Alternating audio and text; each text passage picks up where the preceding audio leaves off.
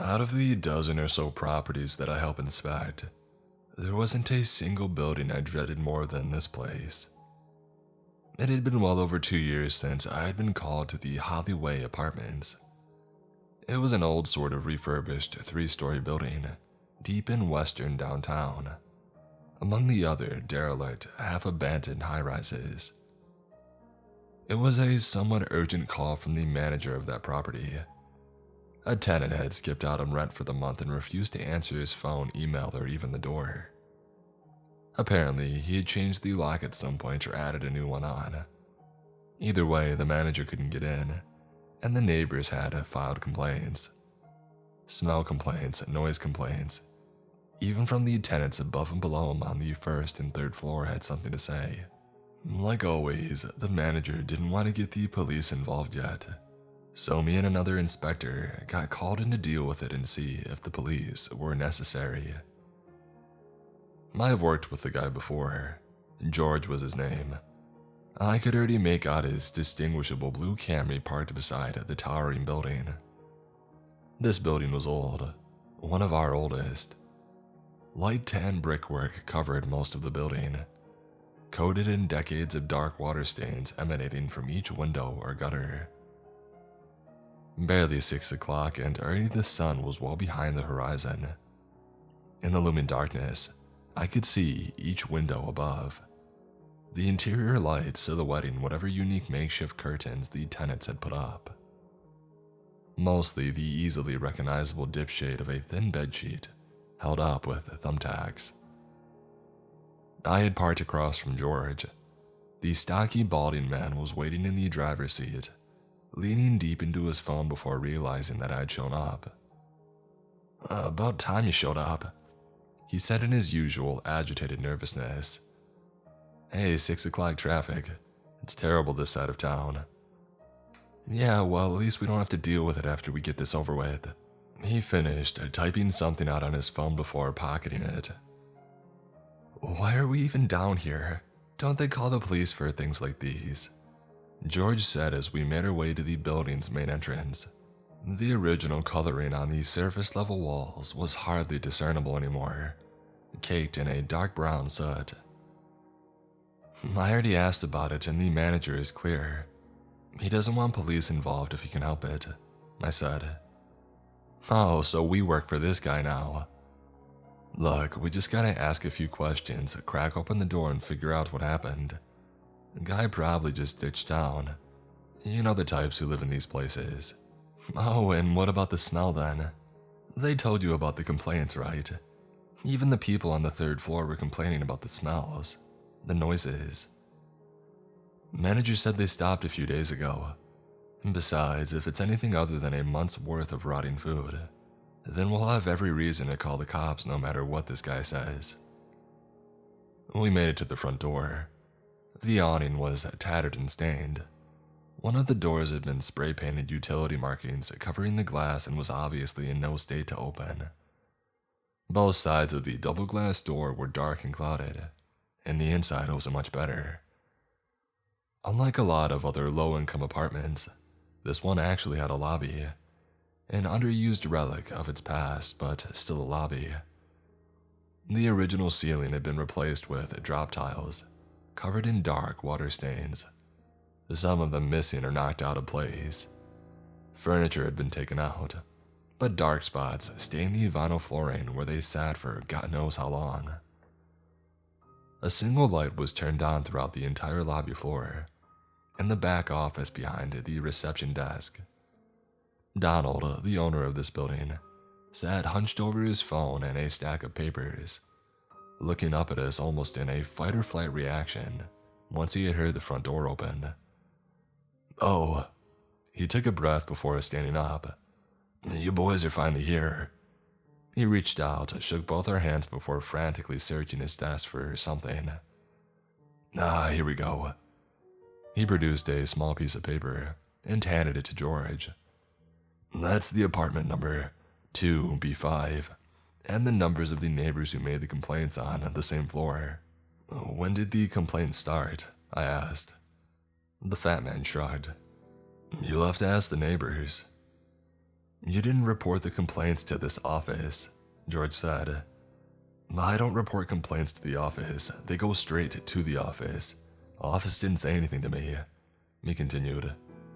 The office doesn't care about noise complaints. I only got involved when the smell got bad.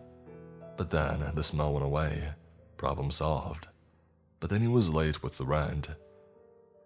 We both shook our head in impassive agreement. And why haven't you called the police? George asked. I got you guys, the office, all that. Why risk lowering the value of this place even more with more reels of police around here if they don't need to be? You find something that merits the cops, then you tell me, but not a moment before. Donald finished with a raised, dramatic voice as he made his way back down the hall, disappearing into his office. Well, that's that. Let's get started then, I said to George as we made our way to the elevator. It was just as old as the building. A rusted sliding door covered in chipped gray paint creaked open with the sound of scraping metal. A whirring of the elevator's pulley followed, and the doors revealed a small fluorescent light illuminated compartment lined with chain screen and false wood paneling. The light flickered. Let's take the stairs, George said, turning a 180 to these stairs across. 35 steps up by the time that I started to follow. We had passed the first floor rooms already, and they were somewhat clean, with what appeared to be a coat of paint that was only a few years old, instead of a few decades. The second floor was a different story. As we crested the final steps and turned into the second floor hallway, a wave passed over us. A wave of thick air heavy with dust and the smell of mildew and rotting something. George pinched his nose as I rubbed my eyes, the air immediately burning and irritating them. The smell, George said. Could that be the apartment? You think they would have complained more if it was all that different from normal? Well, the manager said the smell stopped, so we can assume this is the normal aroma of the place, I guess, George said as we started down the hall. A seemingly endless hallway, lined with dark and stained red carpet and equally neglected beige walls. Thin wood panel doors marked every apartment, each chipped and splintered here and there. From a distance, the apartment in question was obvious. A bulging mass stuck out from the base of the doorway, leaning against it like it was trying to get in. A mound of packages, boxes and puffed envelopes shoved against the door, dusty with some scattered around the carpet, covered in boot prints. So this was the mail they were talking about, George said, kneeling down to inspect one of the damaged packages. What do you mean?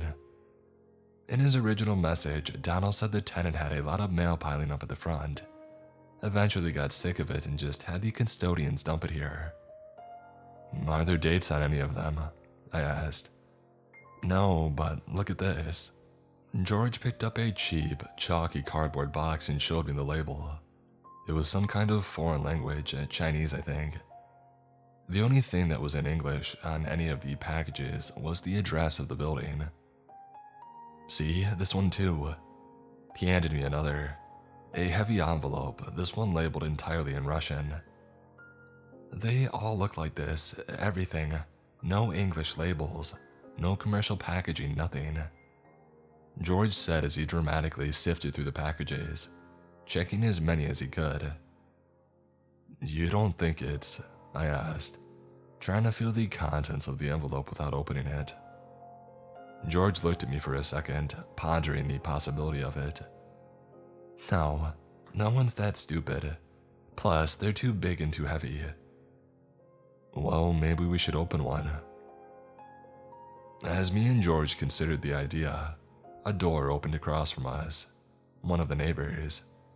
A heavy-set woman with her hair wrapped in a towel, with a look of perpetual irritation on her face. Who are you? She snapped. Oh, we're with the property manager taking care of this. I answered while motioning to the packages. It's about time someone dealt with this, she yelled, as if talking to someone inside her apartment. Were you one of the neighbors who wrote a complaint? George asked, standing up and dusting his jeans off. You're right, I am, she continued, trailing off into a tangent about the lazy landlord and the smell. The woman continued shouting before we could get her name. Sandra. She had made the original smell complaint saying the room smelled like a landfill about 2 weeks ago, before slowly going away. When we asked if she knew anything about the tenant, all she said was, probably just a crackhead, while shutting the door to her apartment. As this conversation ended, another door opened a few yards the opposite way. An almost skeletal figure peered out from a dimly lit apartment. Shifting lights from her TV silhouetted a frail old woman, shrouded in a thin veil of darkness. Are you here to find Jeremy? She asked, voice hardly louder than the television. What? George asked, stepping a bit closer but keeping his distance. Jeremy, he's been missing for so long now. I hope you police will find him. She spoke with a struggling croak, closing the door slowly before either of us could say anything. Someone's missing? I asked George as he shot a wide-eyed glance at me. She's talking about Jerry Baker. A voice appeared from behind us, an open door where a lanky man leaned against the frame. George and I shared another quick glance as to confirm neither of us heard him open the door. Young guy lives down the hall. Used to visit her often, I think. The stranger said, almost as if he was talking to himself. Stopped showing up about a month ago. Probably just skipped town like this guy did. Oh well, he said, turning back into his apartment without another word. George and I continued to share glances as the man carefully clicked his door shut. Well, I guess we've questioned all the neighbors, I said. Great, I can't wait to be back here in a week to solve another case of the missing crackhead, George said as he knelt back down, moving packages out of the doorway. So, are we gonna open one of these things or what? He asked me, holding a small box, a white label filled with fading Chinese characters. I said nothing, still motioning for him to go for it.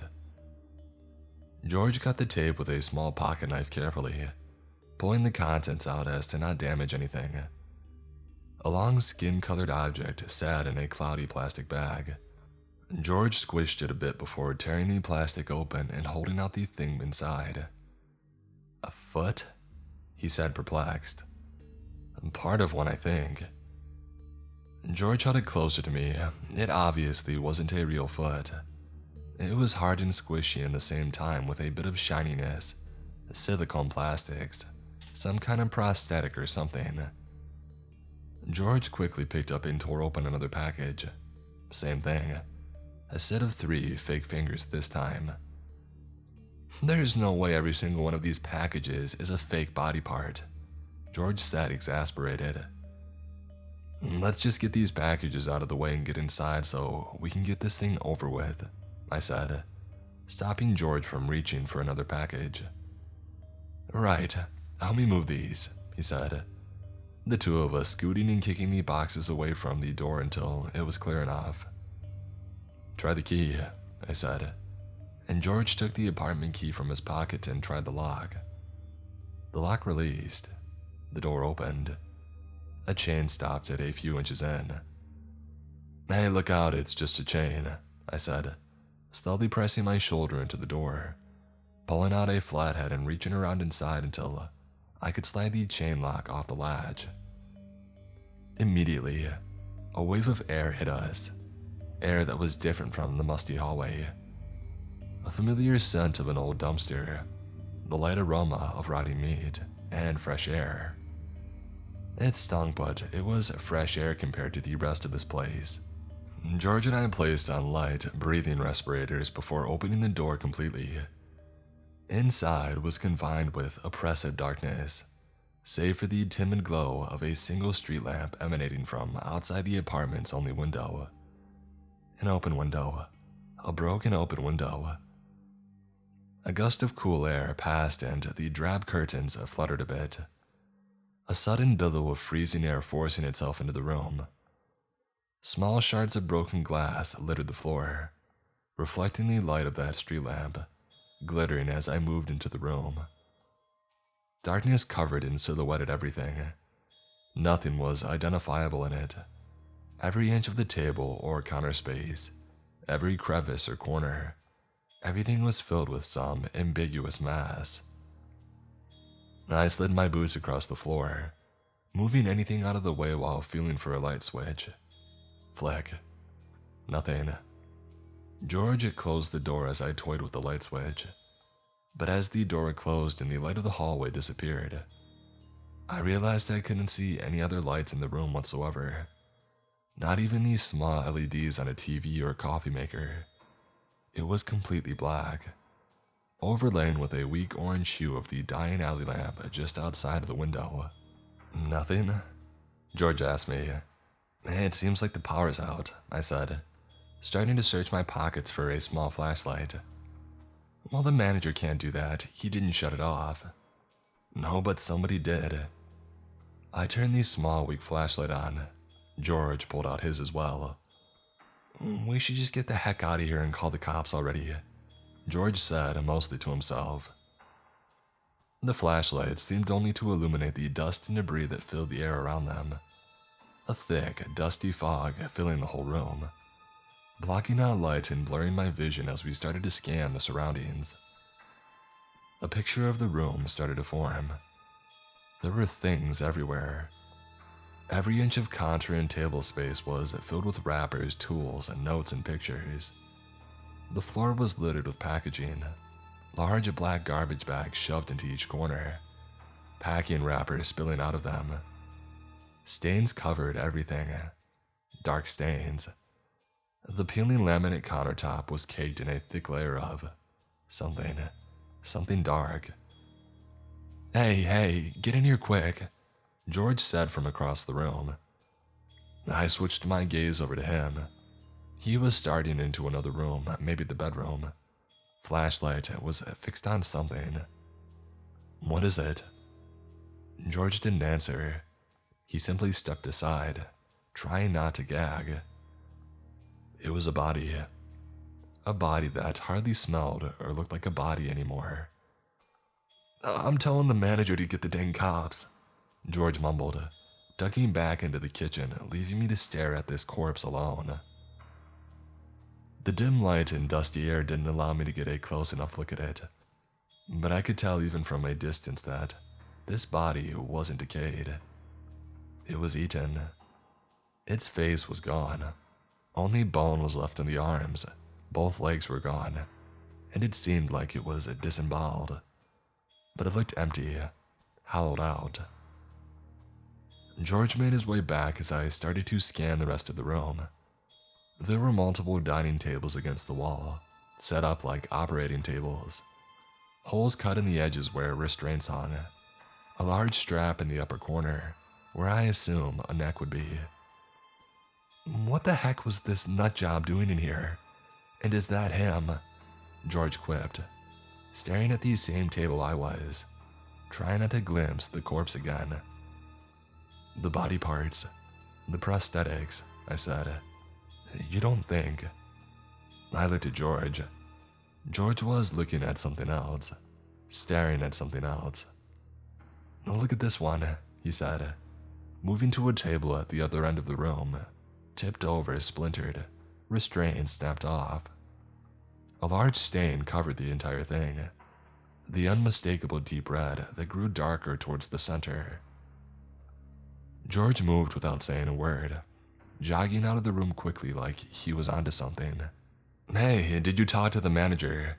I shouted to him as he left the room. Yeah, he said he'd call the police, George said, moving up to the broken window, shards cracking beneath his shoes. Holy crap, look at that, he said while looking outside the window, down toward the street below. And this, see here. He pointed towards blood on the window's remaining glass.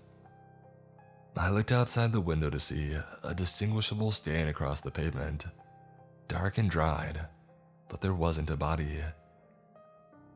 George and I moved back into the other room, past the body, inspecting for the certain proof of identity that was on both our minds. Here, look, see. I knew it. How the heck did I know it? George handed me a few pieces of paper, wiping the sweat from his bald spot. That old lady wasn't losing it entirely. The kid went missing, he continued. The pieces of paper were mostly blurry pictures, cheap Polaroids and printouts of this man, all labeled in Sharpie with the name Jeremy. A few of the pictures had a different name on them. Despite being the same man, they were labeled with Matilda. We gotta find this kid. He's probably hurt, I said, George pacing, trying not to look at a disturbed corpse lying just a few feet away. The cops will be here soon. Hopefully, probably. Who knows how long they'll take to respond to this dump, he said. Exactly. We might be able to find him in time. Who knows how long it's been already. You think it was him who dropped out of the window? Why the heck would he do that if the door isn't locked from inside? George asked himself. Let's just check out the rest of the room quickly, and we'll go down and find where he could have ended up, I said, quickly scanning across the room. The beige wall where the corpse leaned was stained heavily with smears of red. Dirty operating tools were scattered across the floor. On the other side of the room, there was some kind of workbench or a dresser. Laid on top of it were limbs, wrapped in paper. I could make out 2 arms and 2 legs, but they were clean and I couldn't see any blood. More prosthetics. Alright, there's nothing left for us in here. Let's go downstairs before we tamper with any more evidence or whatever the heck you'd call this, George said, already moving towards the front door. This is the... George thought for a second. West side of the building, right? I think so, yeah. Then the window that he fell from would be on the alley side of the building then.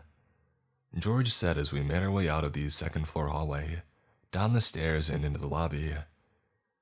I'm not sure how long we were upstairs, but night had fallen now.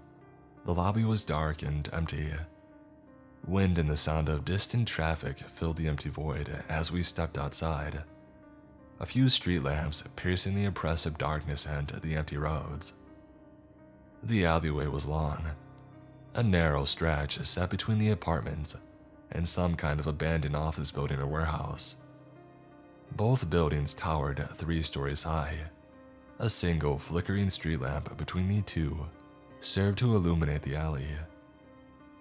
On the dark stained concrete, we could barely make it out until we were right over it. Dried in dark red, a splatter of blood that could have easily been mistaken for an oil slick. Christ, that's bad. How the heck did he get up from that? George mumbled. And where did he end up at? I said, trailing off, trying to find other stains or markings. Look at this, George said, kneeling beside the concrete curb of the abandoned building. A large stain spread on the concrete like someone dragged a body across it. It became harder to see as it trailed closer to the old steel door, cracked open. We shared a glance as I shined my light over the door, the knob broken and dangling from a single screw. There was an apprehensive look on George's face, and I could feel the sweat on my palms as my fingertips touched the cold metal door. Gently swinging it open, the metal scraping slowly against concrete until it was open enough to get inside. We were met with a stretching dark hallway, debris and old furniture lining the walls. My flashlight barely reaching a few feet in front of me. We could still see marks of red along the floor, and some of the old desks that blocked the hallway, and we could hear something too. Besides the wind outside and the crunch of debris beneath our boots, there was nothing. Complete silence. Not the sound of traffic nor the hum of fluorescent lights. The overwhelming silence only made noises all the more obvious, no matter how quiet the noise was. Did you hear that? I asked, turning toward one of these side rooms that was completely empty. Dust was thicker in that empty room. I swore something emanated from there. A sound, a clacking sound. Hear what? Like something fell maybe. I turned away, finding the trail again. Just the building, I guess. Maybe there's raccoons or something in here. George mumbled with an unsettled voice. Another sound, loud enough that we could both hear it. Both see the dust kick up at the very end of the hallway. Clacking, like something was dragging or tossing a bag of plastic toys. Both of us shined our light down the hall and froze, kept moving, slowly inching our way towards the origin of the noise. The dust cloud that slowly drifted away, joining with the rest of the musty, thick air. The blood trail led directly to the noise and into a side room at the end of the hallway. We were about 15 feet away from the door when we heard it again. The clacking, clamoring of something. The door was off to the side of the hall, cracked open slightly. The opening facing the end of the room where something laid in the darkest against the wall. Our lights barely penetrated the darkness, but we could see something there. A large, unmoving thing bundled against the wall. The weighted, metallic door slid open slowly, with the push of my foot. My flashlight and gaze not moving from that ambiguous pile. We inched closer. The light began to hit it. Color formed, dirty porcelain white in the bright glossy red of fresh blood. Leaning there against the wall, bunched in on itself. I didn't know what it was at first, but I knew it was humanoid. The light revealed a circular, pure white visage that slouched over what I assumed as a body. It was a body. It was a human torso and a human leg in that pile. The torso was not attached to the leg it was holding. It was holding it with unmoving porcelain, silicone arms and hands. Plastic legs stitched into the hips of that man's torso. Arms bracketed to the shoulder. The leg it held was not plastic. It was not glossy silicone. It was a person, and it was covered in bite marks. Its face was there too. That white visage mask was attached to it and covering something, but not where the mouth might be. There, it was dark red, almost black and dripping. Above the gaping mouth, printed on that dirty white mask, was writing. A single word printed near the forehead. It was too dirty, too small to make out the whole thing, but it started with an M. It did not move. I stepped away from the thing, the shock hitting me, overpowering whatever morbid curiosity I had, become overwhelmed with, and George was gone, out. He had left at some point and I didn't blame him. I tried to look at the dead thing closer. Some sick freak's idea of a joke to play with, a dead man's body, to pose him like this. Did the tenant do this? Or was this the tenant? Whose body was inside the apartment then? Heavy footsteps behind me snapped me back, and I could see the familiar flashing of red and blue lights outside, reflecting off the metal door into the dark hallway. George led the pair of officers into the warehouse, as I stood waiting outside of the doorway, radio chatter echoing through the hall. The thing was gone. The room was empty, completely empty. A blotched red stain against the wall and floor remained, but that thing was gone. Who had moved it? I heard the sirens and wanted to make sure they saw this, George said, his voice trailing off to a halt as he looked into the room, saw its lacking of bodies. The police saw the blood, the markings, and soon after they checked the apartment. They questioned us and let us leave. We answered truthfully and never came within 10 miles of that apartment building ever again. Months passed and the thing finally slipped away from my mind until a short newscast reminded me that the man Jeremy Baker was confirmed dead but still missing. Some of his body parts found in the apartment, but never his body, never his head.